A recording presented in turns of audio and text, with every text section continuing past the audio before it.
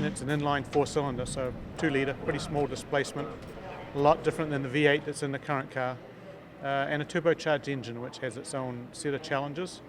So it's been interesting to get the driver's feedback as it relates to the turbo, particularly off throttle. It's a lot different. Has a little bit different feel to the drive, a little bit different characteristic really to the decel.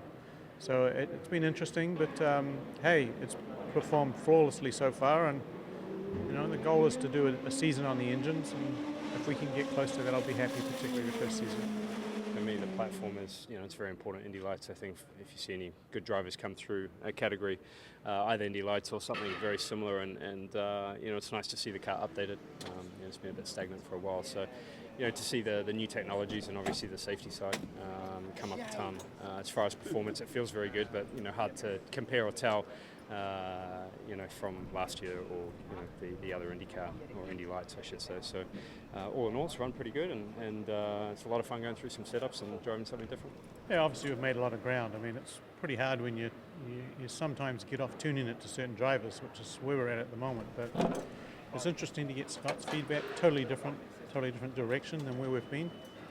And look, the car can perform with a different setup on, but it's going to be interesting to see where teams end up. As I've said before, once the teams get the cars, things are going to change substantially from where we are today. And Scott's given us some incredible feedback on, just little things, the downshift and just the feel of the brakes and some other things that have kind of validated exactly what the other two guys before, Tristan and Connor, have said. So, we're going along okay. I think that the biggest thing is don't break it. At this stage, it's all about getting miles on the car and trying to contribute to the testing program as much as possible. So for me, you've got to take a couple big things right off the bat. You feel out the brakes. I mean, that's obviously first and foremost. Feel out the engine, kind of how that responds and what you need to get out of that, especially with a turbocharged engine. They all have a little bit of different characteristics, and then you get to the chassis side of things and really how it's handling the racetrack. So there's a lot to do, and you kind of have to build up slowly that first couple runs to make sure that you're not caught up by anything. I'm a huge proponent of the IndyLights series. It was a massive step for me in developing myself as a driver and getting the chance to come up to IndyCar, and anything I can do to help the series grow and improve.